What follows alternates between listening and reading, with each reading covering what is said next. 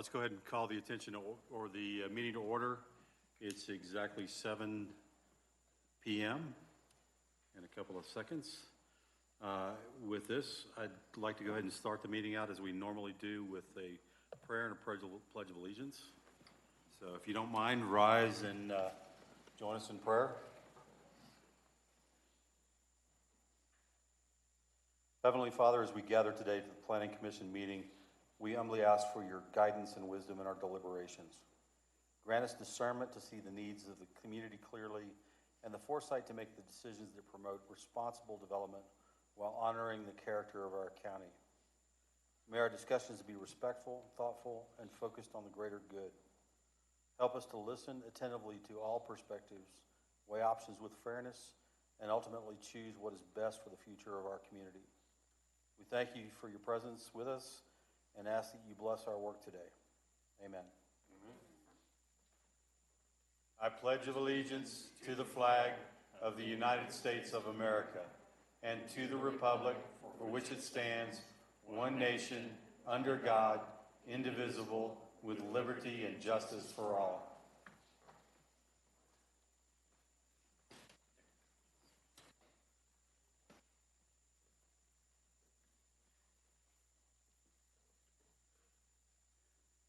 Can we get a roll call, please?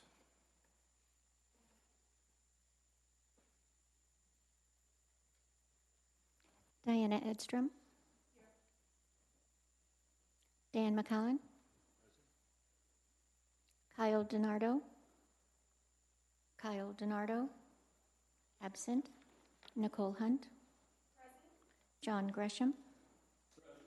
Dee Dee Schott Grace. Dee Dee Schott Grace. Absent. Van Sands. Here. Robert Politik. Here. Kevin Kirkwood. Present. Chairman, you have a quorum. Thank you. Please take a minute, if you haven't already, turn off your cell phones. They're fun little noisemakers in the middle of a meeting. With that, Jennifer, do you have a staff report? Yes, sir. Good evening, Commissioners. Since your last meeting, 2 projects have been heard before the Board of County Commissioners. The Goodman Rezone project was approved by the BOCC, and the Sundance 1041 and SUR project was also approved by the BOCC. Okay. Thank you. With that, any citizen comments? And citizens' comments at this point are any comments that are not related to the matters at hand tonight.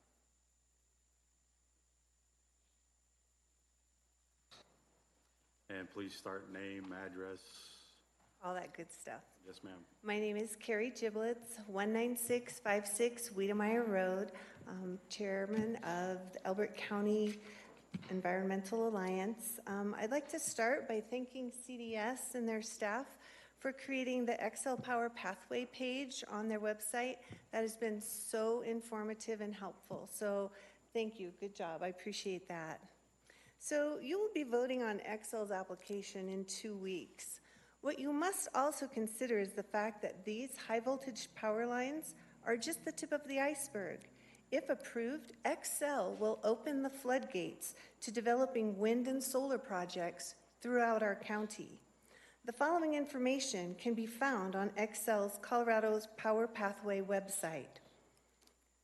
The Eastern Plains of Colorado is one of the nation's best areas for wind and solar. New transmission lines encourage construction of wind and solar power plants. Colorodo's Power Pathway will carry the approximately 5,500 megawatts of new wind, solar, and other resources Xcel Energy plans to add through 2030 to meet the state's growing electricity needs. If you have a transmission line on the property, the likelihood of a wind farm developing nearby is greater. While a transmission line traversing your property does not guarantee you will be offered the opportunity to participate in a renewable energy project, it does increase the chance. Metropolitan areas of the state will have increased access to renewable generation to serve area load and meet the goals of specific retail and wholesale customers and local communities. So again, the metro area is the beneficiary. These are off of Excel's FAQs. Question: will the jurisdictions along the routes see an increase in land use applications for solar and wind facilities resulting from this transmission line? The answer: one purpose of Colorado's Power Pathway is for developers to have an opportunity to interconnect. We suspect that once Colorado's Power Pathway is approved by jurisdictions, there will be increased interest in developing wind and solar projects. Is Colorado's Power Pathway being routed where future wind and solar projects will be placed? Colorado's Power Pathway is routed through some of the best wind and solar resource zones in Colorado. New renewable energy generation is anticipated to be developed in these zones. The location of these new generation resources is currently unknown and could be located near the new transmission line or many miles away. We have been told by Excel engineers that these facilities can be placed anywhere within 35 miles of the transmission line. So if you have a line going down Kiowa Bennett Road, 35 miles in either direction spans the width of our county. So slathering the Eastern Plains with wind and solar, which former PUC Chair John Gavin suggests, is not my vision for Elbert County. Is it yours? Thank you. Thank you. Any other citizens' comments?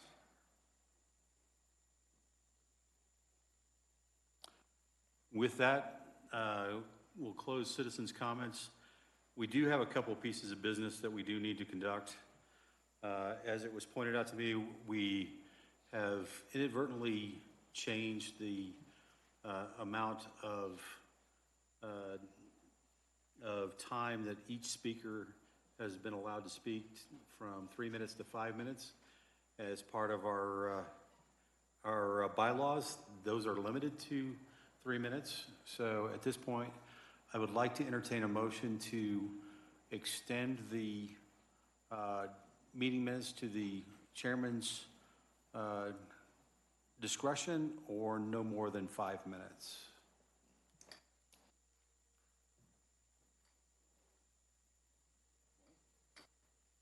So moved. You said so moved. You need to get a little closer to the mic. We need to make the motion?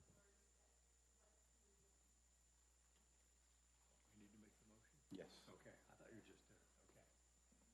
I make the motion. You turned off again. I make the motion that we amend the bylaws.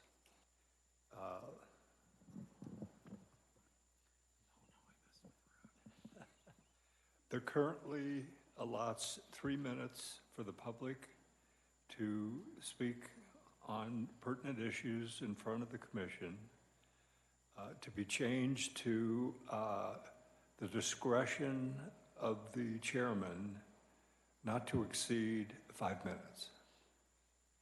Second. All in favor? Aye. All opposed? Motion carries. In the matter of red lines for the rules and regulations, we did share in working session 2 meetings ago the rules and regulations that we thought needed to be changed. Jennifer, can you bring those up if you don't mind real quick? I'm sorry, Mr. Chairman, what would you like me to bring up the red lines that were sent to us? I haven't sent any red lines to the group at this time. Okay. So there were 2 red lines that did not require major shifts. The first was the economic development zone, and the second was Concept brief. the concept brief, or the lack of the concept brief. Both of those were to be stricken from the rules and regs, with the idea that the county would be rethinking how we go after economic development, and the concept brief was deemed redundant. So with that thought, I would entertain a motion to approve those, or recommendation to approve those for the Board of County Commissioners. I just have one question. Have we looked at the entire, for the two things we're talking about, have we looked at the entire zoning regulation to see where else these two things come up? Because I'm sure it's in more than just that section. Yes, ma'am. I have done the red lines in the last few days. They have not been provided to you all yet. They're being reviewed by the county attorney. But yes, as a part of that process, we found anywhere else that they were referenced, correct? I would feel a lot more comfortable voting on something that I have in front of me in paper or computer, especially since it will be throughout the regulations that have to be changed. Right, the concept is that we'd be voting on the first two, which are known entities, and we discussed in the working group session. And the second motion will be to carry those forward and vote at the meeting post the July 3rd meeting. So it's going to be, I believe, July 17th. June 17th. June sir. 17th, sorry. Got my Junes mixed up. So at this point, we're voting on having CDS get us that information, and then we will vote on it at that meeting we're talking about? No, we're recommending that we approve the removal of the economic development zones and the concept briefs, and then we will consider the rest of the elements, one of which was provide a 2-year versus a 3-year management plan, which is a one-word change in the future meeting on the June 17th. I don't like being the fly in the ointment, and I'm not opposed to doing this. I'm only opposed to not having the document in front of me to approve. I understand. I appreciate that. I've asked for a motion. The motion can carry or the motion can fold. So, Jennifer, so is the action item to have that all in front of us before June 17th? All of the action items that we had come up with during the work session group? So what's been prepared so far is the EDZ concept brief, community meeting, and landscape warranty, as well as a few corrections in those corresponding articles. What is not included that was discussed was the addition of a tree preservation ordinance or design guidelines. So I didn't want to say yes, because it doesn't include those, but it includes those others that were quicker changes to existing regulations. Right, and so those would be presented to us to vote on June 17th. That's correct. It red lines in their entirety. Including the tree preservation. It would not include the tree preservation ordinance or design guidelines, not on the 17th, no, sir. So what's the timeline for that one? I do not have a timeline for that one in particular yet. I'd like to see a timeline for that for sure, sooner than later, please.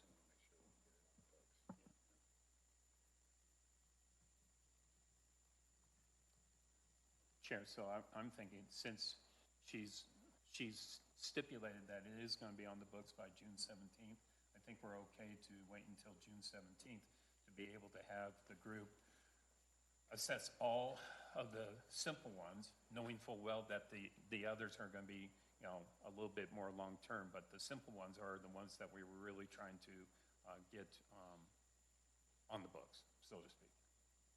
So what else is included on the agenda for the June 17th meeting? Nothing has been noticed yet, but off the top of my head, I believe we have a, something? I think we have one or two other land use cases, but they are not extremely substantial compared to others that you've seen recently and forthcoming. Fairly standard land use cases. I believe there are two currently penciled in. So there would be room for regulations, absolutely. And I already have that penciled in as well. Okay. An Can I- SUR and a rezone, I believe. What's the SUR? Because those can become interesting. I believe it is, again, it hasn't been noticed, but I believe we were planning to have an SUR for the patch, Okay, general amusement right, I'm aware. operation. So I can amend my thought process here and have us review dedicated red lines and make final approval on the 17th, assuming that we have red lines in hand, and it's the first item on the agenda. So I want to push the concept, because we've been doing this dance for a little over a month, month and a half, 2 months, and these are not heinous changes. So altering the amendment or the motion, how would that look?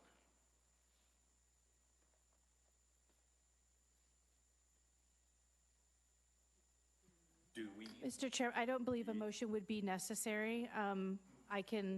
We can make that happen. Okay, so because we brought it up and we've discussed it here, it is a matter of record, and I would definitely strongly urge us to have us meet that commitment. Understood.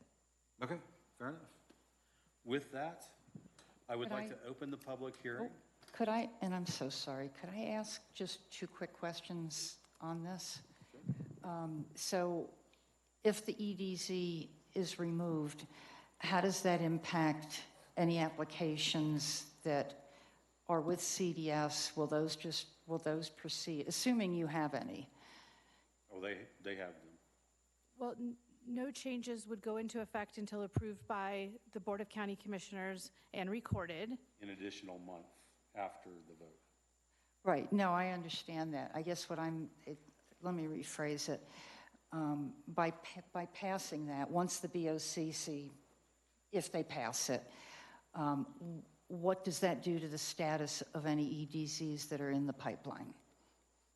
Do they get withdrawn, or do they proceed forward because they're in process?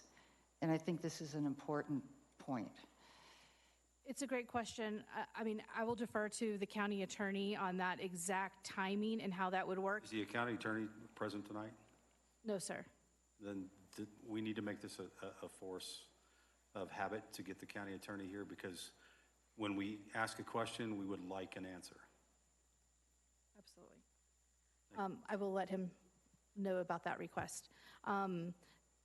Typically, changes defer to the standards at the time of their application, correct? However, if that district no longer exists, I don't know that that's an option.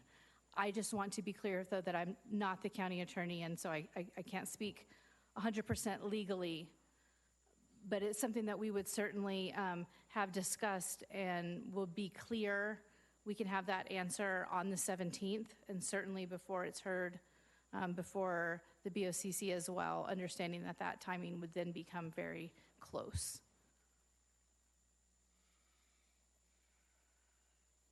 Again, we need to have the county attorney present at meetings to answer these kind of questions.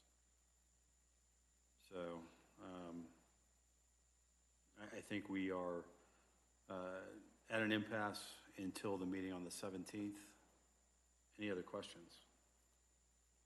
Sorry, just one more.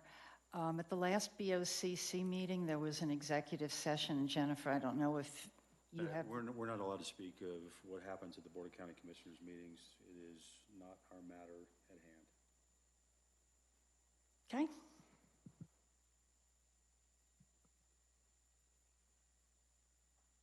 So with that being said, the 17th becomes a very interesting meeting. I would like to have the county attorney present and available to answer questions. I actually kind of think that some of those need to be answered beforehand. So if this is a matter of record, the questions are a matter of record, let's get them in front of the county attorney so he can answer them prior to this. And I believe he can answer via email. So we'd like to get that sooner rather than later.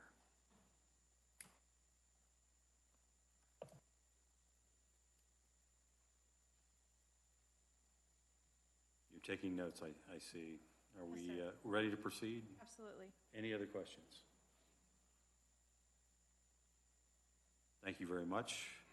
The matter at hand tonight is the three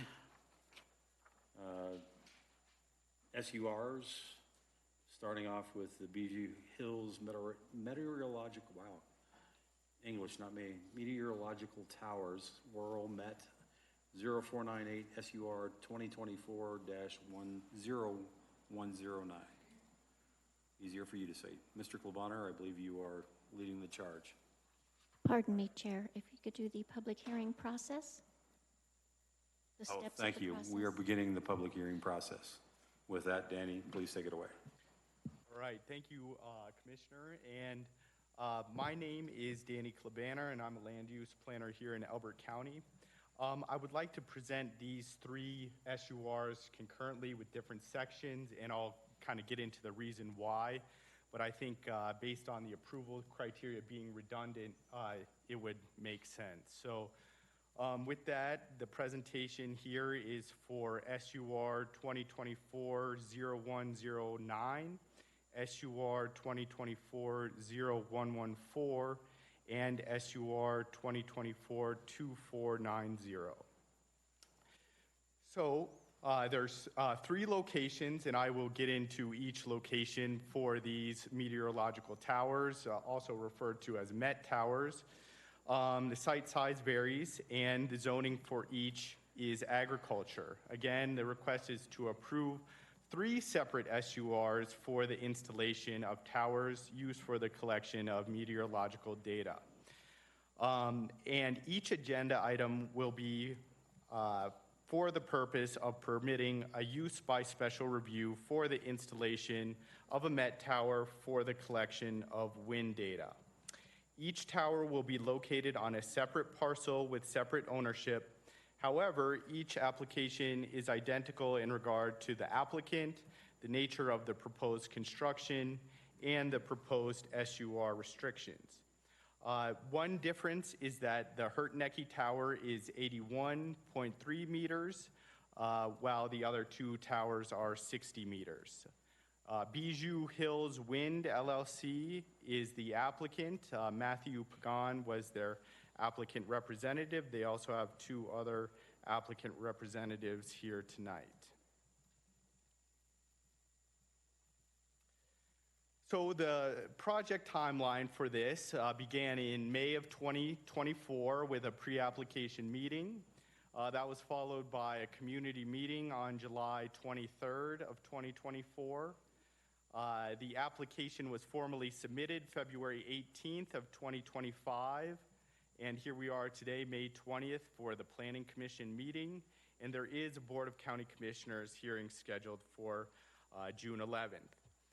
All noticing complied with Elbert County zoning regulations, 14-day advance notice, with a newspaper notification published in Ranchland News on May 1st, mailed notice sent to surrounding property owners within a quarter-mile radius on May 6th, and a public notice sign posted at the subject property May 5th. This is kind of a broad look at the county. You'll see kind of in the center to top, there's Elizabeth and Kiowa. And the 3 towers are down here towards the south and east of the county. I removed a little bit of the map to make it a little bit easier to see the locations. But from left to right is the Worrell Tower, 0498, followed by the Hurtnecke Tower, 0598, and then just north of Matheson there is the Chambers Tower, 0798B. The Worrell Tower is generally located at the southwest corner of County Road 93 and County Road 90. The Hurtnecke Tower is south of County Road 90 and generally west of County Road 105. And the Chambers Tower is south of County Road 102 and east of County Road 149. The first tower I'll get into here is a Worrell Tower, and that is SUR 2024-0109. And again, that's tower number 0498. This is located on a 320-acre parcel that is actually divided into 2 quarter sections, 160 acres within Section 9 and 160 acres in Section 17. Currently, there's ranch lands with a pole barn on this property. The property owner is Kimberly Worrell, and the access for this will be from County Road 90. The closest resident is over a half-mile away at Hurtnecke residence up to the north. Here is a look at the zoning. It's an interesting parcel because, as you can see, the star is located in that quarter section there, kind of next to that L-shaped property. And then the other piece of that property is actually kind of catty-corner up to the right of that. This is currently undeveloped and grasslands generally used for livestock. And adjacent to it are 3 properties owned by Hurtnecke Farms and Robert Hurtnecke. These include 720-acre property that's generally to the west and the south, a 160-acre property to the east, and a 560-acre property to the north. This property is located about 3.5 miles north of the Elbert-El Paso County line and about 10.5 miles driving from Simla via County Road 90, 117, County Road 86, and County Road 125. Immediate surrounding properties, again, all zoned ag and ranching properties. The agricultural zoning will not change with the approval of this SUR. Kind of moving to a different look, here's an aerial of the property. As you can see, actually the Hurtnecke residence, the closest home, it's off the screen from here, so you can't see it, but it'd be just kind of a little bit further north up at the top of your picture. Here's a look at where the tower would be located with its setbacks. It would be set back approximately 960 feet from the north property line there, and then 384 feet from that eastern property line. Moving to their SUR, this is kind of a similar look. It has elevation contours, but basically shows the same with the entire property shown there. Moving to the next special use area, that is the Hurtnecke location. That is case SUR 2024-0114, and the tower number is 0598. This is a 160-acre parcel, which is currently unimproved ranch lands. This is the taller tower, so this is the 81.3 meter tall tower, which is approximately 266 feet tall. There are several property owners for this, including a few Hurtneckes and 2 others. The access for this is County Road 90. and the closest residence is about 3/4 of a mile from this tower location. Here is a zoning map, again, surrounded by agricultural zoning. The land is also undeveloped grasslands and primarily used for livestock grazing, excuse me.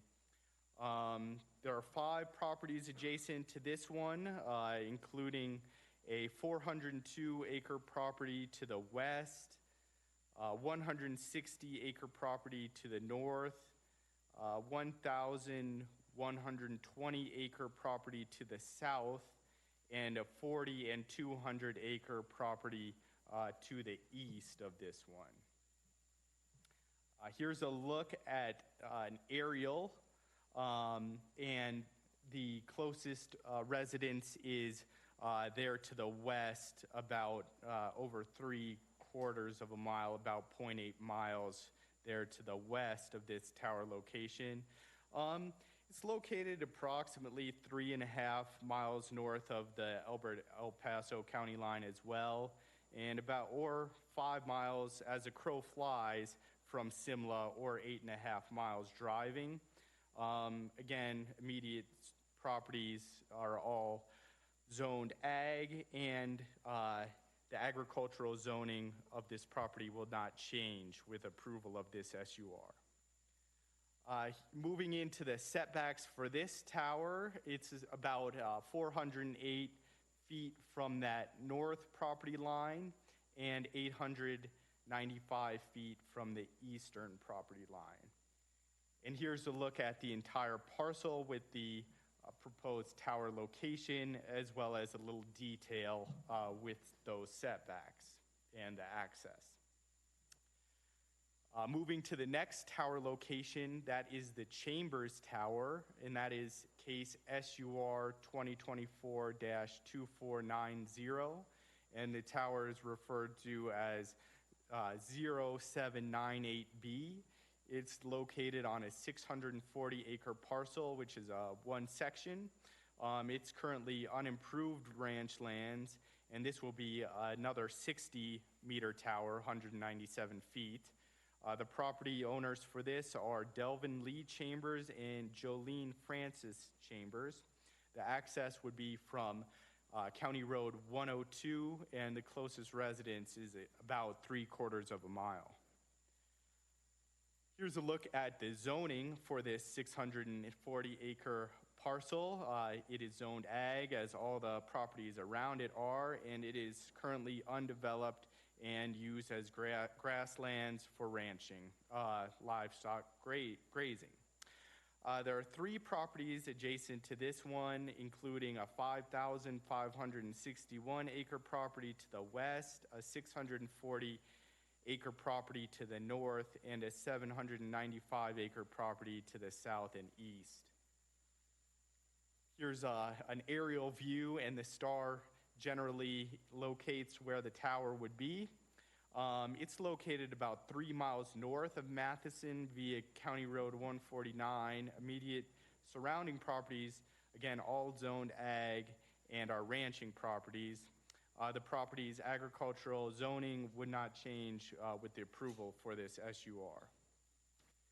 Here's a general pin for where this would be located, 250 feet from the north property line and about 1,200 feet from that eastern property line. Here's the detail for that, and you can see that entire section of land with the approximate location of the tower. Here are some images of what these towers are. These are meteorological towers, kind of like a tall pole in the ground that are held up with guy wires. They range from the 197-foot towers to 266 feet. The purpose of these towers is collection of wind data that could be used to design a future wind project in Elbert County.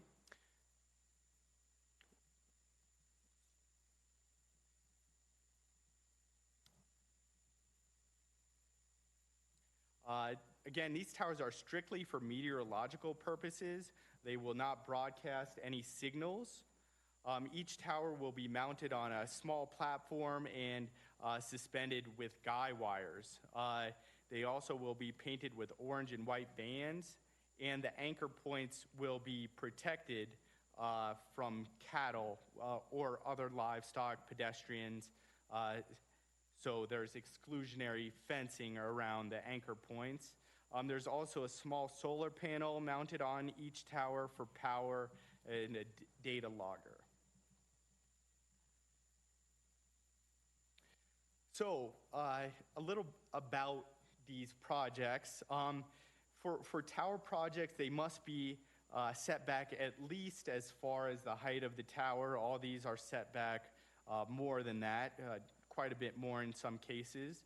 The single permitted use is the meteorological tower. There's no parking areas. There are exclusionary fencing around the guy wire anchor points. There is a solar aviation light. No water or wastewater is required for these. No landscaping is proposed or required, and no vegetation really will be disturbed with these. And the applicants are applying some best practices from U.S. Fish and Wildlife Service 2022 Bird Friendly Communication Tower Toolkit, and that includes some identification on these guy wires, so it decreases the likelihood of bird collisions. Note for these, and one of the SUR rules we have is upon removal of the meteorological tower, the SUR entitlements shall also be removed from the property. So once the tower comes down, there can't be new towers coming up or any other changes to the property. Basically, the tower comes down and that's the end of the project. Grading and vegetation removal are not required for installation of these towers. These are the departments and agencies that were given the opportunity to review this. One of the main comments came from U.S. Fish and Wildlife Service, the Colorado Ecological Services Field Office, for those bird-friendly recommendations. There were limited comments. Main comments included adding detail and some revisions to the SUR exhibits. There was a question with Public Works about access, and temporary access is fine for these, so they won't be constructing new access out to these points. A little more about the referral. The first round was from February 20th to March 13th, and the applicant responded to all relevant comments. And the second referral was April 8th to April 21st. We also had a commissioner note that there was an incorrectly labeled section for one of these projects, and the applicant promptly came back and revised their SUR package, so thank you for catching that. And they have provided us with a new copy with the tower in the correct location, in the correct section with the narrative, so we appreciate that. Public comments. I was at this community meeting. There were two representatives from the Bijou Hills team and 4 residents. It was generally a positive discussion, asking about these towers, how leasing works, duration of tower lifespan, potential livestock and water wells, and tower locations, and what are these towers for. No public comments have been received following the community meeting phase. So now I'm going to go through the approval criteria, and the approval criteria is generally the same for each tower. So the use is in harmony and compatible with the surrounding area and neighborhood. These special use for the Met towers is generally compatible with the surrounding area and neighborhood. The land use table requires that non-commercial antenna support structures over 120 feet in height receive a special use by review, and that's kind of the closest like for like comparison in our regulation, so that's what we're going with, kind of calling this like an antenna support structure. Non-commercial antenna structures, again, are the closest likes. Additionally, it's interesting, Met towers were deemed compatible with this area with approvals for other towers in 2018. B, no undue burden on infrastructure. So the use will not have an undue burden on any available infrastructure. Elbert County Public Works Department reviewed the application and had no objections. The construction of the tower will consist of a small team, 3 to 4 members generally, who are on site for a day or two to install the tower. Towers are self-powered and require no additional electricity, water, or other utilities, and minimal maintenance or supervision. C, the use will not unduly increase traffic congestion or burden the existing road system. This is kind of a one trip and done type deal. So Road and Bridge Department reviewed the application and had no objections to this special use. Temporary access for the installation of the Met towers is acceptable, and no permanent access upgrades are necessary. The use will not cause significant air, odor, water, noise, or light pollution. The uses proposed are not believed to cause significant forms of pollution. There is a light at the top of the tower that conforms to FAA regulations. E, all sanitation requirements will be met. Again, there's no on-site wastewater treatment system here. Elbert County Health Department reviewed and had no objections. No water of any type is required for these projects. F, the use will be adequately landscape buffered and screened. The towers are positioned with significant distance from any improvements. The closest residential building is thousands of feet from the tower location. G, the use will not be detrimental to the health, safety, or welfare of present inhabitants of Elbert County or future. The use will not be detrimental to Elbert County residents. Big Sandy Fire Protection District was a referral agency for this application, had no objections. Staff sees no concerns related to health, safety, or welfare of future or present inhabitants of Elbert County for these SURs. And H, supplemental standards are met.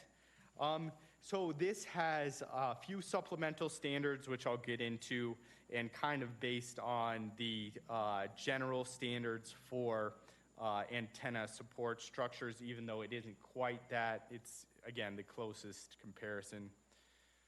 So it complies with FAA, FCC, and CDOT regulations. CDOT only looks at stuff along state highways. None of these are along state highways. FAA and FCC were referral agencies, and they will have to comply with all FAA and FCC regulations. The applicant has filed notice with the Federal Aviation Authority under the provision of 49 U.S.C. Section 44718 and Title 14 of the Code of Federal Regulations, Part 77. The FAA provided the determination of no hazard on August 27, 2024. These towers will not broadcast any AM or FM radio waves, and the tower is not in an environmentally sensitive area. The tower is not near or along a state highway. 2, it meets setback requirements with the base of the tower no closer than the tower height. As you saw, all the towers were set back more than their height, so none were closer than 197 feet or 266 feet. And the guy wires will be protected. The tower meets Elbert County setback requirements. Again, the base of the structures are further from property boundaries than the height of the structure, and all guy wires placed on the properties will be protected from livestock, vehicles, and pedestrians with exclusionary fencing. 3 enforces restrictions based on historic preservation and safety. This is for federal communications for antennas, so it doesn't really apply here, and it basically restricts how you can judge an antenna tower. That doesn't really apply here, but restrictions based on safety and historic preservation have been addressed, and there's no concern there.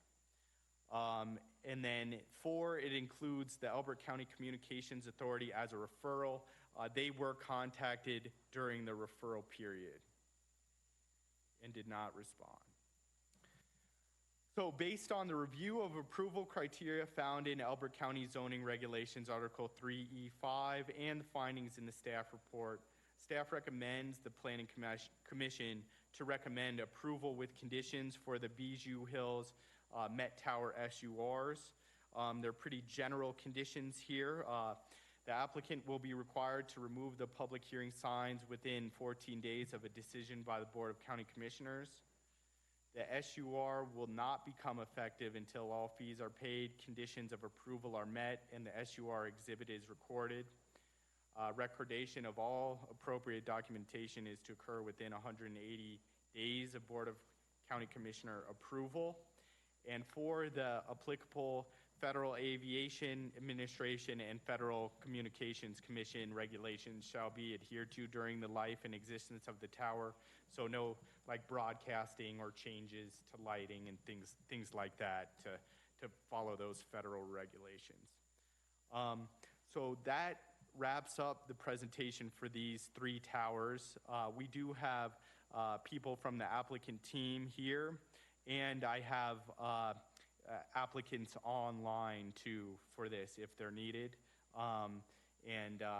If you have any questions for me first, that's all right, and I'd be happy to answer them. So we'll get to your questions in a minute. The applicant team, please feel free to come up and present.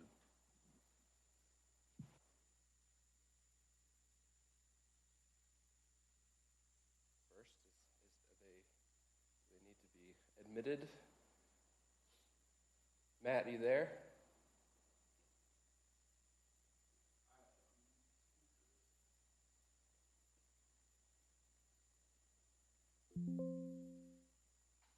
There he is.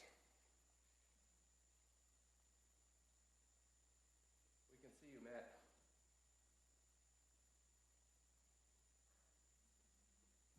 We can see you, Matt. Can you hear us? We can't hear you yet. Danny, go up to people. Hi, can you hear me? Now we can. Okay. Well, hi, good evening. Yes, and Danny, thank you so much for that excellent presentation. Good evening, Planning Commission and guests. Thank you so much for giving us the time here to present our SUR case for our Met Towers. My name is Matthew Pagan. I'm a part of the applicant team with the Bijou Hills LLC, and I have some of my coworkers here as well. I think the case, as Danny outlined, is pretty standard and simple. We're looking to just put out 3 new meteorological towers in the area. One thing I do want to highlight that wasn't mentioned is that these towers are intended to be temporary towers. So there is we don't have a certainty on the end date, but I can't imagine it would be more than 7 years. We also do have a good relationship with the county, having previously deployed 3 of these similar towers in the nearby area back in 2018. Those towers, unfortunately, they're a little bit older technology, and they had some malfunctions. And so, we're looking to try to supplement our data collection efforts here. And that's the nature of our request. So again, thank you for your time. I would like to give the floor to my coworker, Tyler Streb, so he can present himself as well.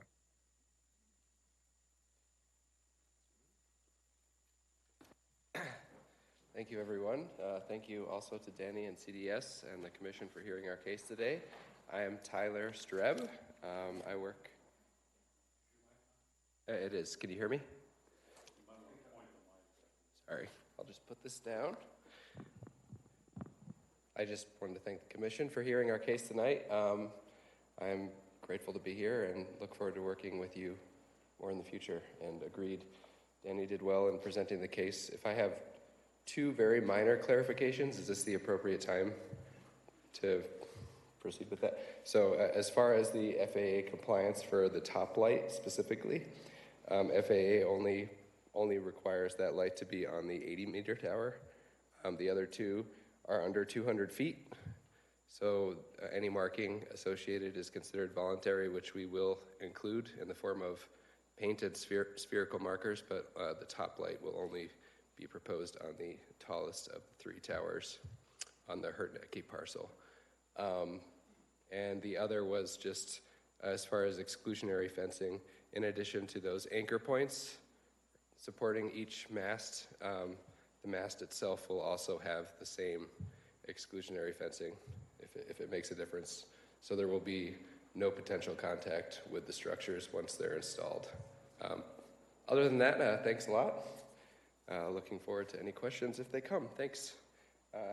And this is my partner here, Ashley, if she wants to introduce herself. She's our permitting support. Good evening. Thank you, everybody. My name is Ashley Bowden, and I believe between Danny and Matt and Tyler's clarifications, it's pretty well covered. I believe you have the information in front of you, applications that I've helped support and pull together. So thanks for your time.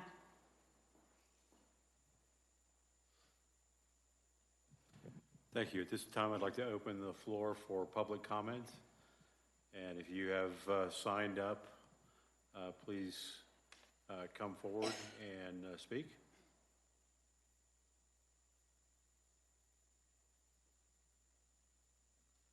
Seeing no motion, no interest, come on up. Please state your name and address, and please make your comments.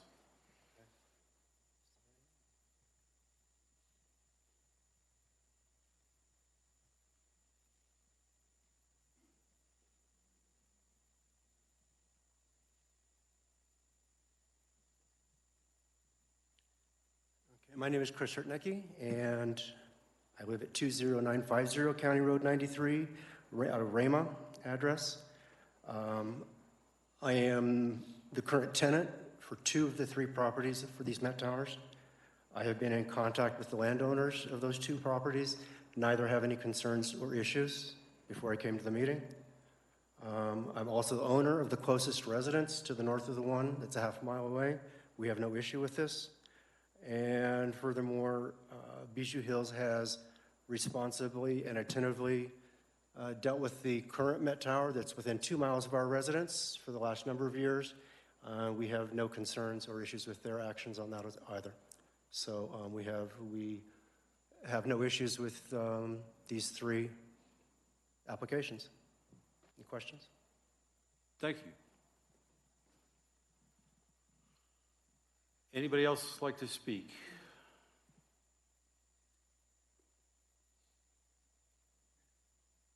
That being said, I will close public testimony. I'm pretty sure the applicant doesn't want to rebut that statement. So. Nope, we're good. Perfect. So at this point, we'll turn this over to a board-only discussion. And Van, let's start with you this time. Yeah, I don't have any questions. I thought that the proposals were very well put together and explained most any questions I might have. So, thank you. Nicole? Hey there. I do have some questions. So first, I wanted to ask staff, I guess I'll start with staff. I know that our packet in your presentation said that these were deemed compatible in 2018. I just wanted to clarify that the action that you're pointing toward is when the 3 towers were approved before by the prior board. Is that right? Yeah, I was just referencing that these towers have existed in our county and, yeah, were deemed compatible in the past. And it was the 3, was that was when all 3 towers were approved, 2018? Correct. Okay, perfect. And that actually brings a question to mind while we have our Teams person on. I don't know if he is available to answer any questions, but you brought up the fact that those 3 towers, because one of my questions was, who did those towers belong to? And it sounds like they belonged to your company. And I know that you mentioned that the technology is old. Well, of course, that was 7 years ago. Are they still being used? And when they were approved, was it for about the length of time that you're suggesting you will need this SUR to last for the current set of towers? Another 2 to 7 years. Yeah, hi, Nicole. Those are all really good questions. To answer your first question, actually, those towers we acquired those towers from another company. So that kind of predates my time and my colleagues' time with the company, but I do know that we did acquire them.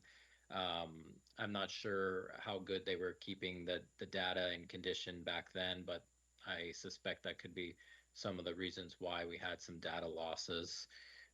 So there's that part. The towers are still being used. We just tried to retrofit and update them. So the more towers that we have, the better. Typically, we would have around 6. So this is pretty standard for us to get our correct data collection. And so we're going to keep trying to gather and analyze the data from those older towers, especially since we just did some upgrades to them. And then your final question regarding the length, we don't have a for sure amount of years that we can say, but what we do know is that these existing towers were out there for an extended period of time. We suspect that the new towers that we put out won't be out there for more than 7 years. Okay. Yeah, the application said 2 to 5 years, so 7 is actually kind of the first time hearing of it now that you've mentioned that during your discussion. So was just curious, since we're talking about the older towers already being 7 years old, is 7 actually not an accurate reflection given the fact that you're not decommissioning them or taking them down now, 7 years later? Are we actually talking about more of a 10, 15-year type of SUR? Yeah, that's a fair point. And to be honest with you, the ideal timeline that we would have these new Met Towers deployed out there would be for about 5 years, which is why our application says 2 to 5 years. I said 7 because that's typically what we've done in the past. But yeah, specifically for these new ones, ideally you're looking at around 5 years. For the existing ones, because again, there was a drop in data, we do have to have those existing ones out there for longer than we normally would. But those would be decommissioned at around the same time that the newly deployed ones would be decommissioned. So let's call that another 5 years. I see. Okay, thank you for clarifying. So it sounds like Thank you. in Elbert County, there are proposed now to be 6 of these towers, these Met Towers. Does your company operate these type of Met Towers or any other wind farm projects in the state? Yes, we have deployed Met Towers all over the country. Within the state, I know for certain we have deployed Met Towers on the eastern side of the state. The specific counties and locations I'm unsure of, just because I don't work in that region per se. But yeah, we do have pretty extensive experience with these Met Towers. And in fact, the team who does the installing for the Met Towers is an in-house team, and so they're going to be handling the installation and the yearly maintenance of the towers. Okay. All right, that's helpful. Thank you. I wanted to ask, you talked about 6 being an ideal number. Do you foresee, I mean, here we are 7 years later and you're adding another 3. Do we foresee that there will be more asks for more of these Met Towers in the coming 5 years? As we're talking about decommissioning, are we going to be setting up new towers? No, there's not a need to put out any more. In fact, we were originally thinking about having 7 total, but we took 1 away because we thought it was excessive. So we have sufficient towers with the 3 new ones that we're looking to deploy. Okay. And then, I mean, you mentioned it in your application, but just to clarify, the purpose of collecting all of this data is to determine whether or not a wind farm is going to be successful in the areas that you're testing. Is that right? Yeah, so the purpose of the Met Towers is to collect a ton of environmental data, including atmospheric pressure, wind speeds, et cetera. And it's we utilize that data analysis to see if it's a suitable location for a wind project. The analysis, whether good or bad, does not predict the outcome of any potential wind project. It's just a, beginning stage analysis of the environmental data in the area. I see. So, and your company, do you also manage the, wind turbines farms that go up in the places where you're testing? We do, yes. Okay, so this is like the preliminary stage of something that your company would potentially continue to manage if you deemed that you wanted to put in a application for a wind farm. This project would continue on with you. Okay. That's correct. Yes, ma'am. I do have a question for staff. I was just curious with regard to Met Towers in our county, is the only way that they can exist through an SUR on ag zone land? I believe so. The only land use categorizations that I found would be, SUR related. Unless you considered it a minor utility location, then it could be permitted as a use by right, but that would be, kind of iffy. I don't know if you could really consider it a minor utility, but if you did, then it would be a use by right. Okay. All right, thank you. For the applicant, what is the purpose between the different heights of these towers? Why is one over 200 feet and the other 2 are less than 200 feet, besides the fact that the FAA has different rules regarding what goes on them? Yeah, to be honest with you, it's pushing the extent of my knowledge just a little bit, but from what I understand, we typically deploy 60-meter towers, which is what's already out there in the area. That gives us a general understanding of the environmental data. However, apparently when you step up from 60 to 80 meters, there is quite a bit of difference, and you gain more certainty over all of the environmental data that you're collecting. So it's just there's just more certainty over the data that the towers are collecting. But my colleague Tyler, if you have any other comments, feel free to let them know as well. Hey, I don't have much further to add. I think the added height adds greater level of detail to the data being collected. And speaking very preemptively here, but there are obviously multiple turbine models out there in the market today, and just the added strata that are being analyzed with these towers of different heights would only add to that resource assessment, if you will, but also outside of my wheelhouse, so we'd have to ask outside of this group. Okay, I'm just asking because I noticed that 2 of them are the lower height and 1 is the higher height. So it sounds like what I hear you saying is that if it's taller, it actually gives you better, more reliable data. Is that what you were saying? I wouldn't necessarily say that it adds better data. It just adds more data that's slightly different than the 260s. So what is the reasoning behind not putting all of them at over 200 feet? All 3? Do you know? I don't have an answer. Matt, do you? I believe, and we can certainly, follow up if needed, but I believe just the sheer fact that we typically only need 180 Met tower to gain that differential and data analysis. The 80 Met towers themselves are higher and cost more. And so typically we deploy 60 meter towers as much as possible and only use 180 meter just because it costs more money. Okay. And that actually brings up a point that I wanted to ask as a clarification, maybe to staff first, but also to applicant. I noticed that on the tallest tower in the staff report, it says, and also in your application, it says that there will be that orange-white painting or whatever on the tower top, or the tower, but it doesn't say that for the lower towers. And so I wanted to clarify, will there be that differentiation for safety purposes, right, for aviation, or was that, I think staff said it was going to be on all of them, but the application packet said it was only going to be on the tallest one. So can you clarify? Yeah, so for sure, the 80-meter tower will have the top light as well as the paint. We're speaking FAA here.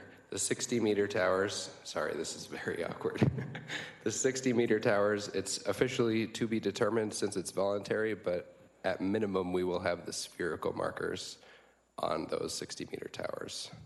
The paint is to be determined officially, but it is not planned at this moment in time. I did see that there was a proposed rule with the FAA that was proposed in November saying that towers between 50 feet and 200 feet would also have that same color coding on the tower. And to my understanding, they collected comments through January, but it hasn't actually, the final rule hasn't come out. But that would be something that you would comply with, whatever FAA's updated requirements are for towers that are of a shorter height. Correct? If it is current and valid, yes. Okay. And I noticed that you only have the light on the tallest tower. Yep. If that is something, and I wasn't quite clear whether or not the proposed rule would also indicate the light being an issue in addition to the painting, but whether we're talking about lights or the paint code, paint colors, those would be things that you would be compliant with, whatever the FAA rulemaking is. Yes, correct. Okay, great.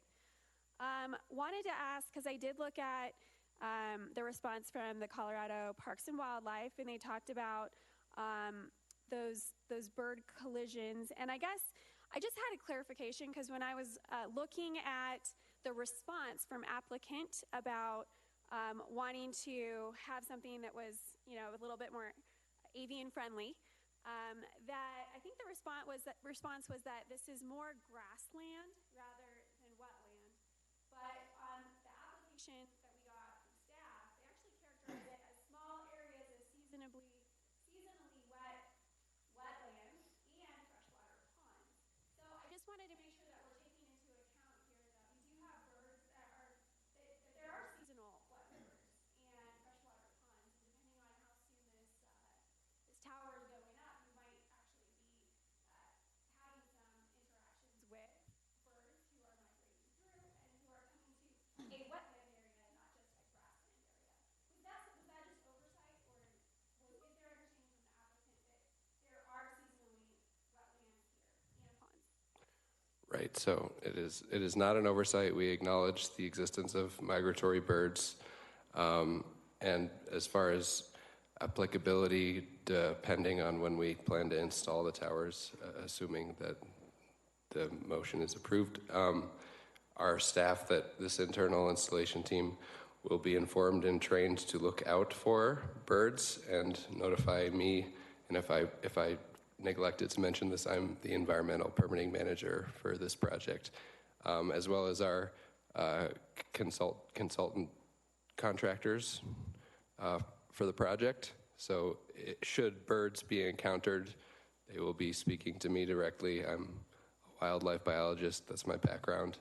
And as needed, we will be sending contractors out to review observations of said birds. As far as the question about the existence of wetlands and potential streams, certainly acknowledging that they are nearby. It's in my notebook here, those distances, but these towers were sited in uplands away from potential impacts to these noted areas, and so we are not viewing their installation as having a form of impact on them.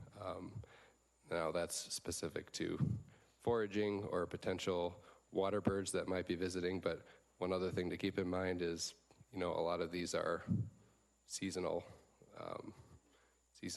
aquatic features, so it's not likely that they would be highly suitable to migratory birds or even grassland birds unless they were seasonally flooded. So that's all to say. We will be keeping our eyes out, and we've got a team working on it, and it is definitely a priority of ours to manage wildlife interactions appropriately. Yep.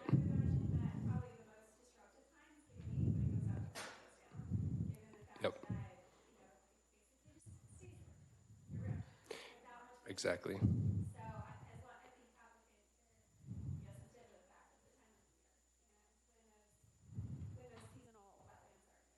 Right. Yep. And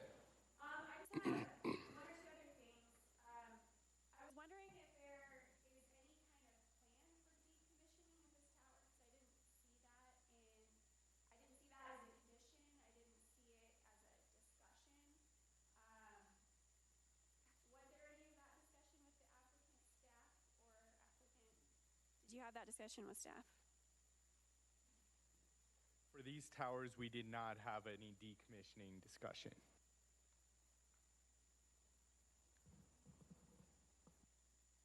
So, I mean, one thing I guess is wanting to make sure, have some kind of assurance from the county that there's a removal timeline. So for example, when the process of data collection is over, or if the project gets canceled, or if your lease expires. One thing I didn't see was how long your lease is for. I know you just mentioned that you're hoping to potentially have the land or the project for 7 years. So is your lease a lease that lasts for 7 years? Is that something that you could provide to us?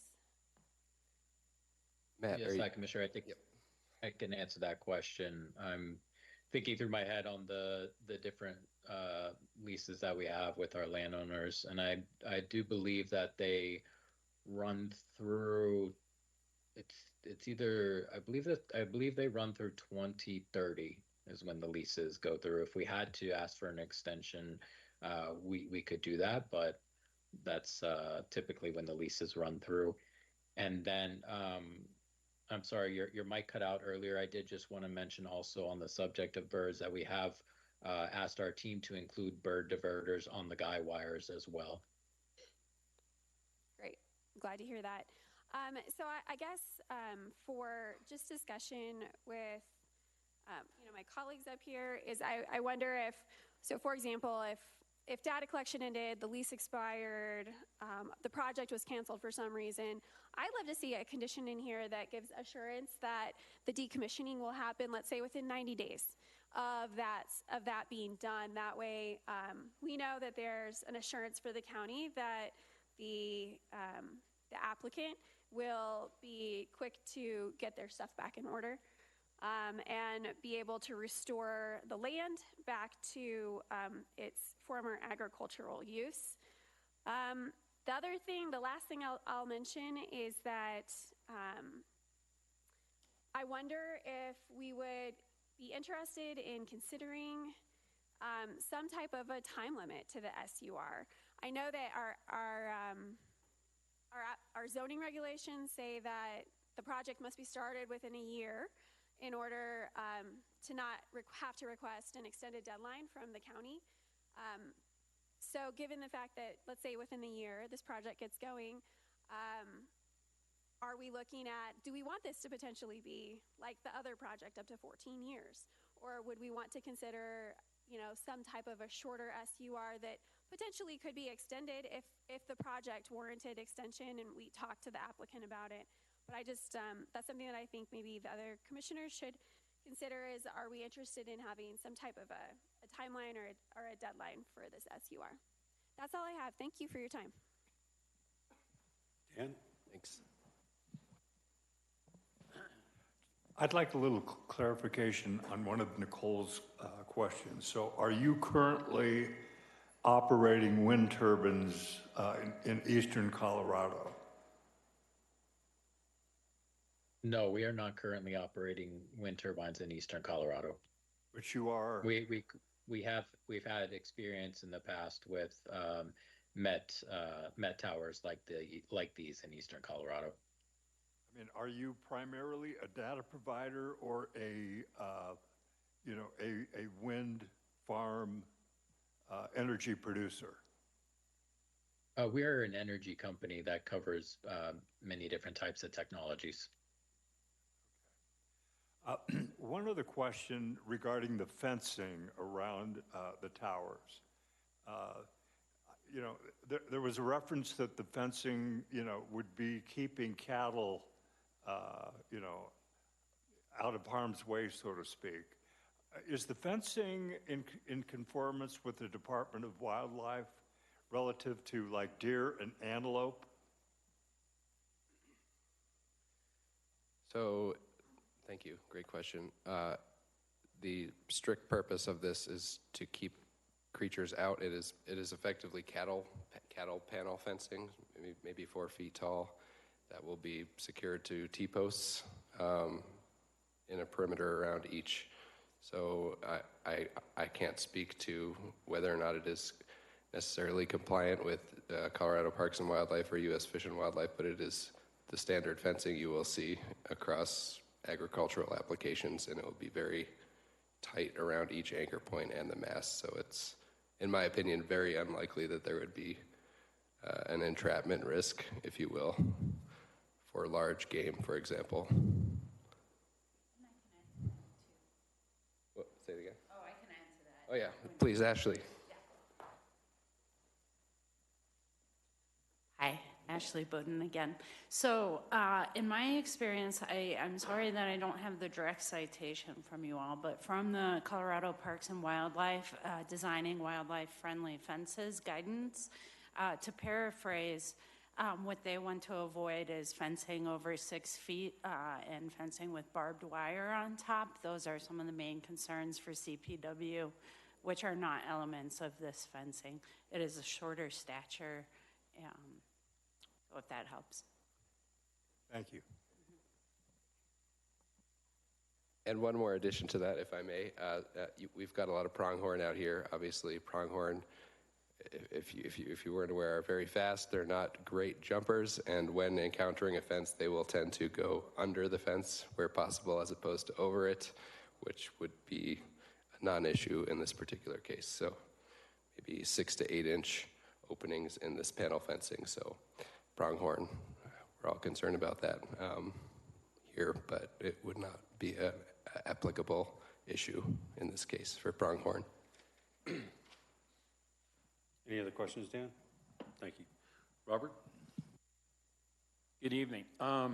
Yes, a couple of questions. So just to clarify, you do not currently operate any wind or solar generation projects here in Colorado? That is correct. All right. So in light of, the end goal is to be able to, gather data that would be, supportive of, a wind project, and to possibly answer your question about why they need a tower that's a little bit higher than the others is depending upon the overall height above average terrain, because the typical center line of a wind turbine can be anywhere from 80 meters to 130 meters. And so they want to get towards that center line associated with a potential wind turbine to be able to get accurate data as to what it can generate. So that kind of answers your question. So in relationship to that, what are other typical criteria for a successful project? And I'm setting you up for an answer of, is there any infrastructure nearby is there any transmission lines nearby any of these particular Met towers that would be associated with the wind turbine project? I'm not sure that we have the accurate information to answer the question at this point because everything is so early stage and unknown. The most important criteria really is, you know, guesstimating where there could be potential high wind speeds and, you know, putting out Met towers in a spaced out area accordingly so that we could begin the first step of research collection and analysis. That's probably the most information that I have at this point. Isn't it also associated with a project like this to have some near-in electrical infrastructure transmission line to be able to tie that wind farm into? As it pertains to wind projects themselves, you could tie into a transmission line as far away as, you know, 50 miles, really. It just depends on the size of the project and the location and all that. So, you know, I unfortunately, I'm not prepared to answer that question because it's so early stage. And, you know, what we're trying to do here is really permit the deployment of the Met towers. I just, you know, personally, I find it interesting, even though it's, you know, a future consideration, that one of your Met towers is in the current Colorado Excel Power Pathway project. And so, you know, to me, you know, that it's like you're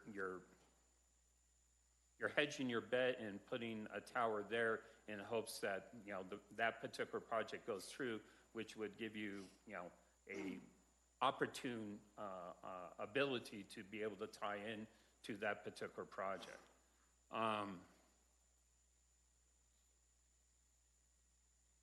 Yeah, I can't really add more to that at this point, but the only thing that I could say is that, again, we did have the Met towers deployed back in 2018, and I don't remember when Excel started on the Colorado Power Pathway idea, but I do believe that predates any conception or at least permitting for the Power Pathway. So that is all to say that, you know, our Met towers, I believe, predates the intention of any transmission line in the area. Hey, Danny, where are the existing Met towers that they currently operate? Do you know? Or do you guys know? I don't have it offhand here. I can pull it up if you'd like. Yeah, I would like. Yeah, so we have an existing Met tower off of kind of on the corner of County Road 89 and County Road 93. That would be further west of Raymond. Yep. We have an existing, and that's on Mr. Robert Herdnicky's property. We have an existing Met tower just north of County Road 94 and looks like 125, and that's on Mr. Greg Mitchell's property. And then the final one, I'm sorry, and that one I guess it would be further east. And then further east of that, pretty far east actually, would be off of County Road 102, and that is with, well, it's with Cedar Ridge Properties. Cedar Ridge project. And that's north of Matheson. And so I hope that helps to answer your question.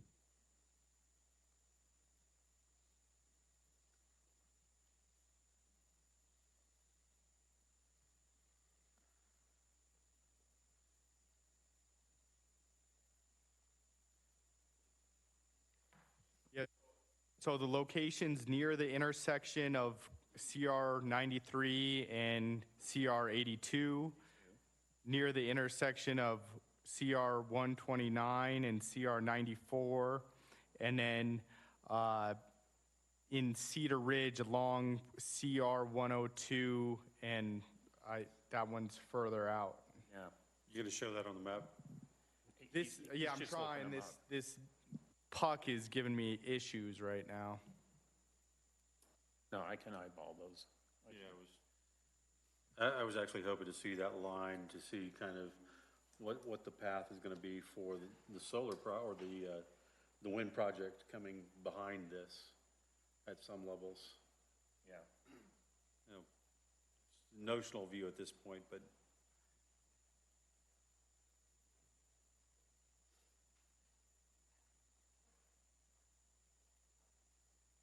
are we out of puck? We're out of puck right now, yeah. Okay. Any more questions? Not at this moment, but I may again. Diana? Just a few questions, but they're all for staff. Danny? Yes, I'm here. Okay. So back to the SUR. We don't have anything in front of us asking for a specific time frame on that, correct?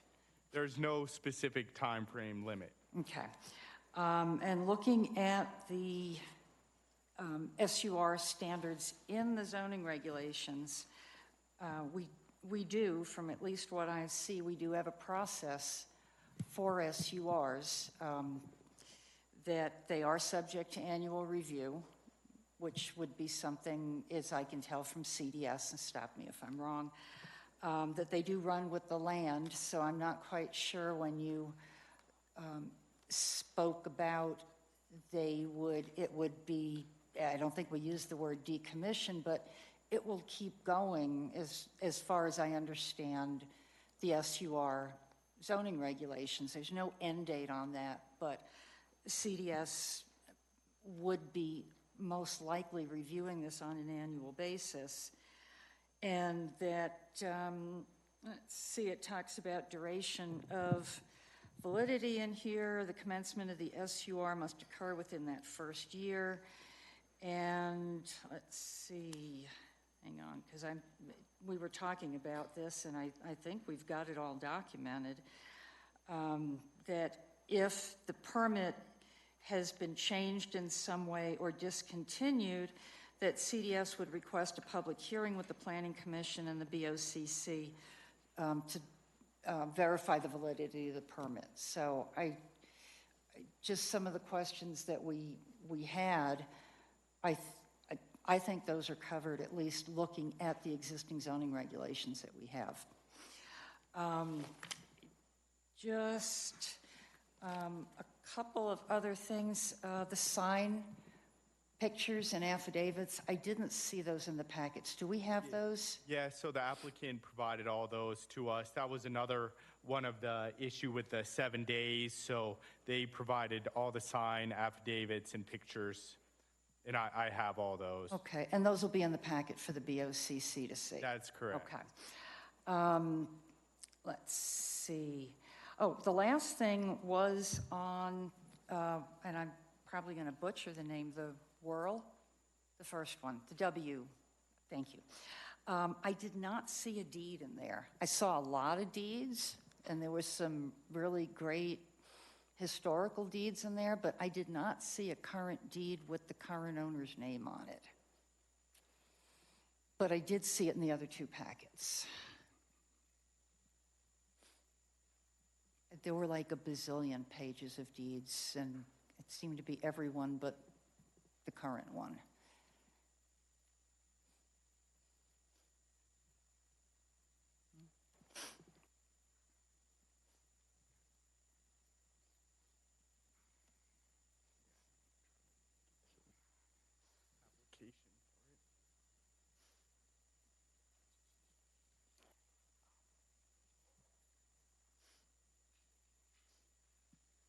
Property deed, here's the property deed here. That is what I'm going off of, this old deed for, and this is a Worrell one. We need a current deed. Well, what is the date on that? Is it our county? And does it have the current owner's name? Because It says County of Elbert right here. This is previous name here. Let's see. You've got younger eyes than I do, Danny, so hopefully you can see that a lot better than I can.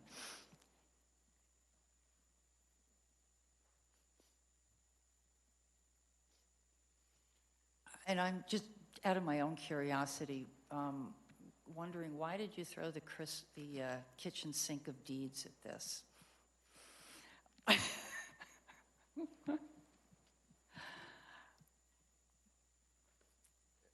If there is a discrepancy in the documentation, we will absolutely provide it. I'm confident that it's present. Somewhere in there. It is, and I can't speak to the issue here, but the deed is on file. Was submitted. Here's the title commitment. I did see that. Can we make it a condition of approval that there's a current deed with the applicant's or with the landowner's name on it to be included for the BOCC packet?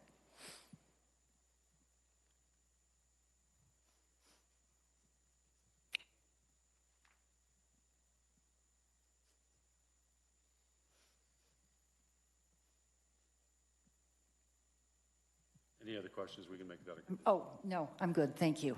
Thank you. John?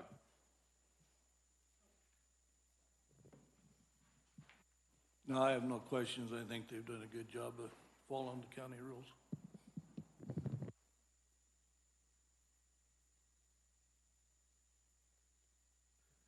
Okay, so I heard 3 potential conditions.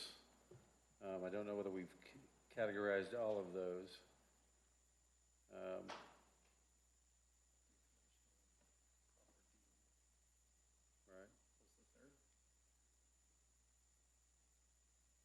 So the conditions were some condition on decommissioning the towers, Yes. a possibility for a timeline and a limit of time, and then the third was a current deed for the Worrell. And I would add, with regard to the time limit, that some type of language saying that extension requests could be submitted if needed. So one feature of our SURs is they can be reviewed on an annual basis. So if the Planning Commission thought these have overstayed their welcome, we need to take a look at, taking these down, or there's getting complaints, things like that. CDS would review them, and it would be brought to the county commissioners, and it would be decided on. So that option is always there. Yes, I actually brought that up at the last meeting we had regarding an SUR, and I think it was Jennifer who said that typically, unless there's a problem, those are automatically renewed. So my suggestion, though, is something different. It's about having a limitation so that the applicant knows this is a period of time that we have to get the project done, and then to allow for an extension of that time. Obviously, I think that that annual review would still stand. That's my opinion, because that's still part of our zoning regulations. Right, so we'll just make it a stipulation of the motion. So, and the other piece of the puzzle is the applicant willing to stand up for the potential for the FAA markings associated with markings and potential lighting for the 60-meter towers? Your question is if the regulation changes and we are obliged to? No. Let's go ahead and just plan that the regulation is going to happen. Will you paint the towers and light the tower or the 2 towers that are lower? If it is currently mandated, then yes. Okay. I'd like to make that a stipulation as well. That was a condition that was already in there. Is it? Okay. It didn't sound like it because it was, sounded like it was optional for the 60. And the applicant actually restated that it was optional for the 60. Just that all FAA rules are followed throughout the lifespan of the tower. I just want to get ahead of it. I just want to get ahead of it. Okay. So, okay. I mean, that's a good point. Like, if the criteria changes, but the FAA doesn't require a post or a tower that's been built, for example, to change, but we would prefer, the county would prefer for it to be updated for safety. Right. That is something that the county could potentially create as a condition that would be slightly different than what is already in there, which is that they have to be compliant with FAA. I just have to ask, and maybe a little more discussion, why are we wanting to limit the time frame on the SUR? Is that even within our jurisdiction based on what has been presented to us? It is within our jurisdiction because we have the right to ask for stipulations as part of our recommendation. That's fine, but I'd like to know why I would be voting on that. Okay, so that becomes part of a working group session that we can handle after this. I think it's right and proper that we allow this, but we definitely should take that off of this conversation. This is about the SURs, and so let's focus on the SURs. I understand that, but if it's going to become a condition on the SUR that I need to vote on, It's a recommendation that goes to the board, and it is a recommendation that the Board of County Commissioners will either affirm or deny. I understand that, but if I, as a planning... You don't have to vote for it. I would really appreciate the tone coming down a little bit. No worries. Can we... Have an additional question for the applicant? Sure. With regards to the siting of the Met Towers, I'm assuming and again, to me, it would be another condition associated with a successful project is not only, within a reasonable distance for any kind of transmission line, but also at the same time that you have surveyed the neighbors associated with the potential for a wind turbine project.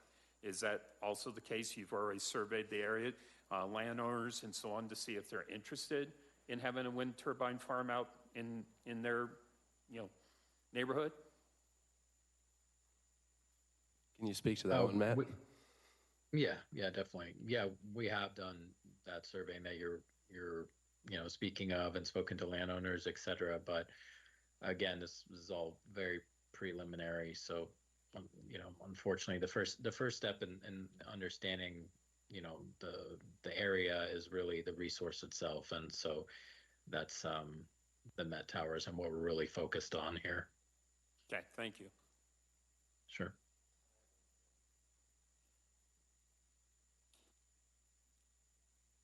So what is the typical or the probable timeframe from, erecting the towers, collecting the data, and making a decision to proceed with a wind project in this area, or in an area that's, generally within the relative proximity of the towers?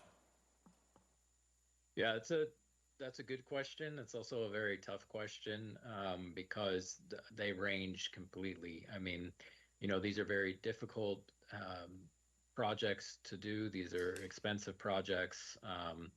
Things don't work out for a variety of different reasons. And so, projects could run from anywhere from, maybe 5 years to 15 years on their development timelines. The average from what I've seen is typically 7 years, but again, that really depends on a lot of things, and varies state by state, county by county, et cetera.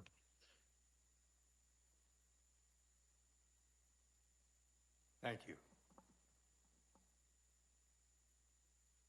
Any other questions?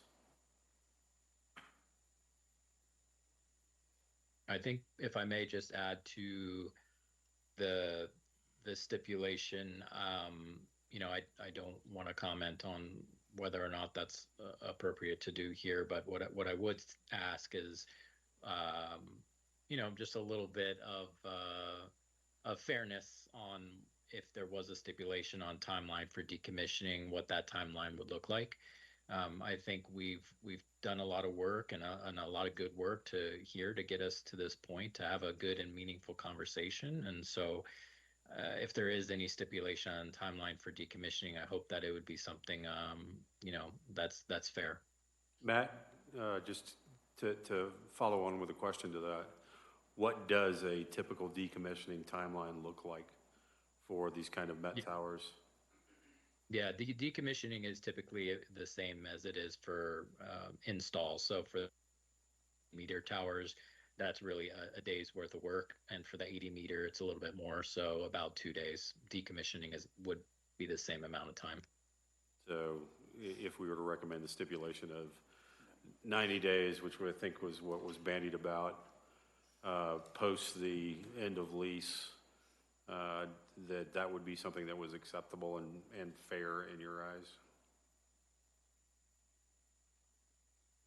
I mean, I'd always prefer just a little bit more time because a lot of things happen, especially out there, with the weather. It could 94 get crazy days depending on then. the time of year. 94 days. I mean, I feel like 120 days is probably what I'm thinking about is fair. We've never really had a stipulation on decommissioning a Met tower for all the Met towers that we put out. So this is something new to me, but I do think it depends on the time of year and our staff availability. We want to make sure we do it right. And so I think, Uncle. maybe something a little bit more generous would be helpful. Yeah, Uncle, we hear you. At this point, any other questions, any last comments, concerns? Then I'll entertain a motion with the stipulations that we've talked about. Can we please read the stipulations for the record? What does CDS have? So there's nothing concrete for the timeline. There is the condition on decommissioning 120 days after a lease ends. And then there's provide a current deed for the Worrell property. So those are the main two I've gotten. The timeline was never really fleshed out, if it was 7 or 5 or 3 or... Yeah, I think we discussed 5, and I don't think we landed on anything to your point, but...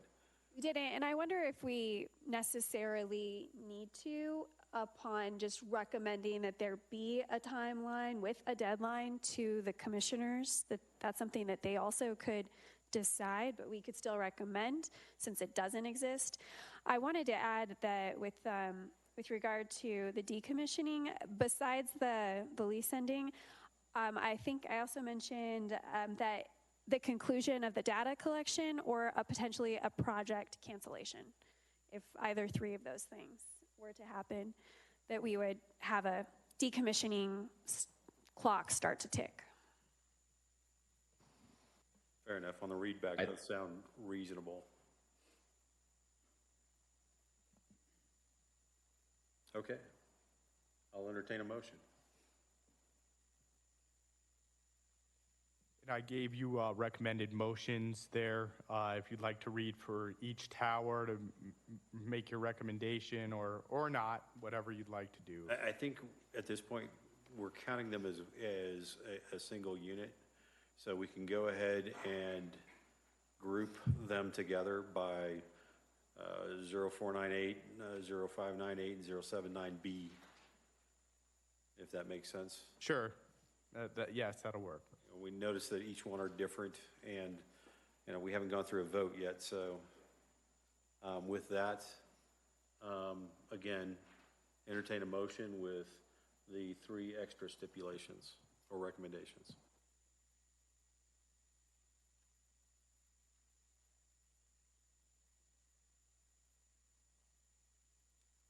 All right. Seems to be my lot in life. All right.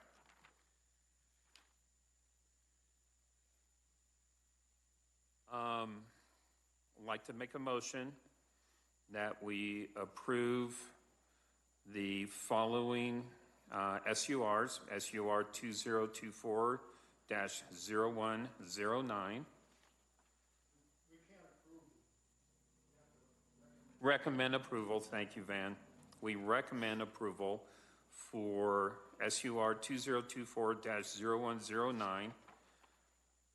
Also, SUR 2024-0114 and SUR 2024-2490 with the atypical recommended approval for with conditions, including the following.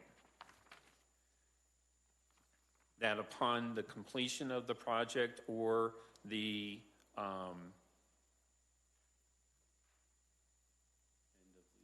end of lease for the project, that decommissioning of these sites would be completed within 120 days, that the packet provided to the Board of County Commissioners has an updated deed for the Worrell property, and a suggested timeline to be limited to, for the SURs, to 5 years.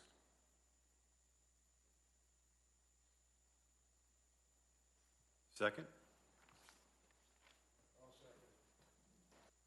Thank you, Van. Roll call vote, please.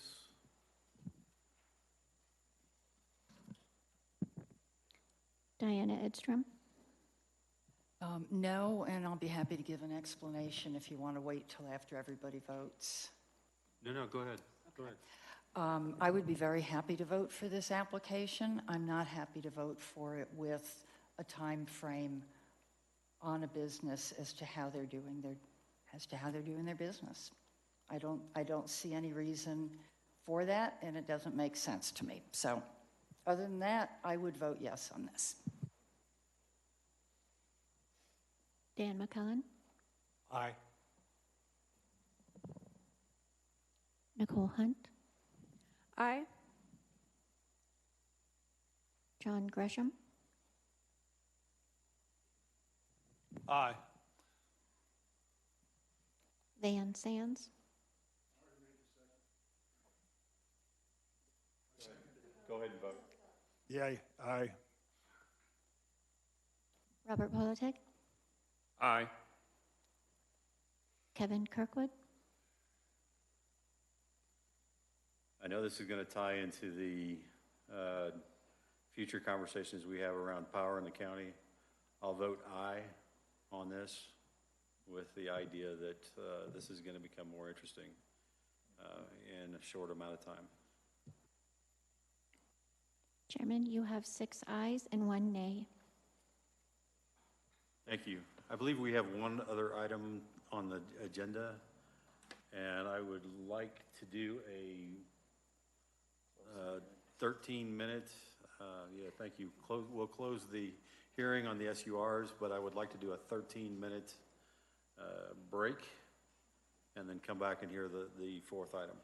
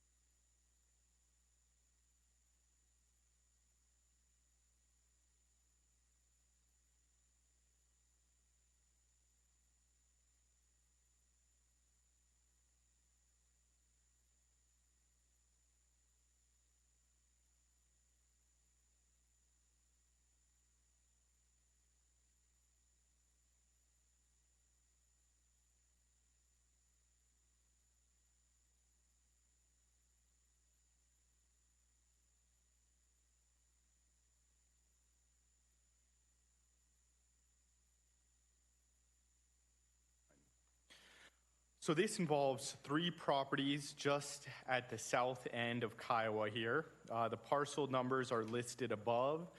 These are referred to as the Digby properties. They're all owned by Digby LLC. The site size is approximately 113.5 acres, and the requested zoning is Agriculture A. Currently, they have no zoning. Their zoning is undefined. The applicant is Elbert County, and again, this is a rezone from undefined. It was a Kiowa zoning, PD, plan development, which does not exist within Elbert County, to agriculture. Brief background for these properties: they were annexed into the town of Kiowa back in 2002. There was a planned development in Kiowa that did not occur, and the properties were removed by decree in 2024. The map here shows the little circle over Kiowa, and that's where they're at. Here's a zoning map of the properties. Immediately to the north of the subject properties are residences within the town of Kiowa along Shasta Court. To the east of the properties is County Road 45 and 1,877 acre property owned by Harmony Land and Cattle. To the south of the properties is a 70-acre property with a residence and several outbuildings that is zoned agriculture. And to the west of the properties are one 502-acre property owned by Harmony Land and Cattle again, and a 4.2-acre property that will remain within the incorporated town. It's that little gray kind of odd shape there, trapezoidish. Here's an aerial of the requested rezone properties, and they're not outlined here, but I'll zoom in further. As you can see, there's the town of Kiowa. If you really squinted, you could make out our building here. There's no floodplain within this property or no wetlands. The access would be from County Road 45, and Ute Avenue also has an access point. Here's the property shaded. So this is the 113.5 acre area that's requesting to be rezoned. It's currently in 3 separate parcels, but it would all be rezoned to agriculture. So this process began in February with a request from the Board of County Commissioners for this county-initiated rezone. The properties were removed by decree actually back in August of 2024. It did go through a referral. There's an error there. It's just from March 20th to April 10th. The Planning Commission date here today, May 20th, and it is scheduled for a hearing with the Board of County Commissioners June 11th. All notice requirements were met per Elbert County zoning regulations, which required posting for 3 consecutive weeks in the Ranchland News. There's no mailing or sign posting required for this, just the 3 consecutive weeks of noticing in Ranchland News for any county-initiated rezone. There's been no public comment for this. These were the agencies who were contacted during the referral period, and there were no comments or concerns about this project. Now, the process for all county-initiated rezones can be summarized as follows. The Board of County Commissioners, Planning Commission, or the Board of Adjustment may at any time direct the Community Development Services Department to initiate rezoning for any parcel or parcels of land within unincorporated area of Elbert County. The Board of County Commissioners initiated this rezoning process on February 19th, and I was assigned as a staff planner for the application. The application was sent for a referral and public noticing as a standard practice. Elbert County Planning finds that this application generally conforms to the standard criteria for rezonings. The proposed rezoning is generally consistent with the goals in our comprehensive plan as well. Elbert County strongly supports private property rights that encourage agricultural land uses, and this rezoning should be compatible with the higher density residential adjacent to the property and within the town of Kiowa, and compatible with the large lot agricultural ranching and ranching properties that surround the subject property to the south, east, and west. So, it is generally consistent with the goals of our comprehensive plan, and these are findings. They're not, this application is not necessarily held to the same review criteria as other rezoning. It's somewhat nebulous in our regulations how it should be judged, but these are our standard criteria that it generally conforms to as well.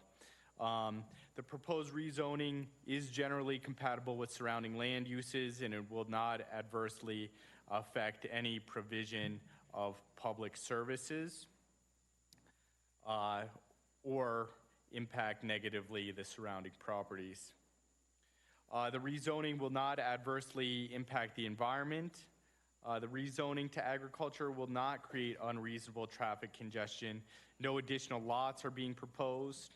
And then finally, F, it will not be detrimental to the present or future inhabitants of Elbert County. So our recommendation for this property is for approval of the rezone for the Digby properties in this county-initiated rezone. Pretty brief presentation here, and I'll show the property survey here with the 3 separate parcels that are being requested for agriculture. Thanks, Danny. I'm going to go ahead and start the questioning because I don't think that, I don't know if you want to speak on this one. I think this becomes immediately into a board-only discussion. I'm looking at this going, okay, so why the orphan little piece of property that's adjacent? And is there a right-of-way for that property to connect to the town? Yes, there's an existing easement, and this rezoning will not impact that existing easement. That's owned by a separate property owner. Oh, wish we could absorb that piece of the puzzle as well. So, started off on the right side. John, you want to start? Any questions? No, seems pretty simple. I have no questions. Okay. Anna? Same here. I don't have any questions. Very straightforward. Robert? Can you go back to the Google Map version? Yeah. Too far. Keep going. Forward. No, forward. There, stop. No, go back. Too far. Right there. So is that a residence on that weird piece of? Yes. It is. It is a residence, so that's why the easement. Yes, and the easement is shown on the surveys, and this basically can be rezoned with legal description only, as is allowed in county-initiated rezoning, so it does not need a rezone exhibit. All right, perfect. I just wanted to clarify that this is not going to have any harmful impact to that particular property owner or anything else from the easement standpoint or anything else. No, nothing changes there. All right, very good. No more questions. Dan? Yeah. Nicole? The only question I had really was just more of a technical question. In this case, obviously, this has its own landowner. But what is the reason why a county would initiate a rezone rather than the landowner itself, himself or herself? So this is because the property was de-annexed from the town of Kiowa, and the properties have to have zoning. And so they had Kiowa zoning, Kiowa de-annexed them, so we have to give them Elbert County zoning. So future development, they would come in and potentially, request to rezone, but as a part of it becoming under Elbert County jurisdiction, we have to zone the property. So any city within our county, if they de-annex their property, then the county has to initiate a type of rezone just to get it back into our jurisdiction. We have to zone the property, that's correct. Okay. It happens the other way as well, right? If property was annexed from the county into an incorporated community, they have to zone the property as well. Okay. All right, thanks. Van? With that, I'll entertain a motion.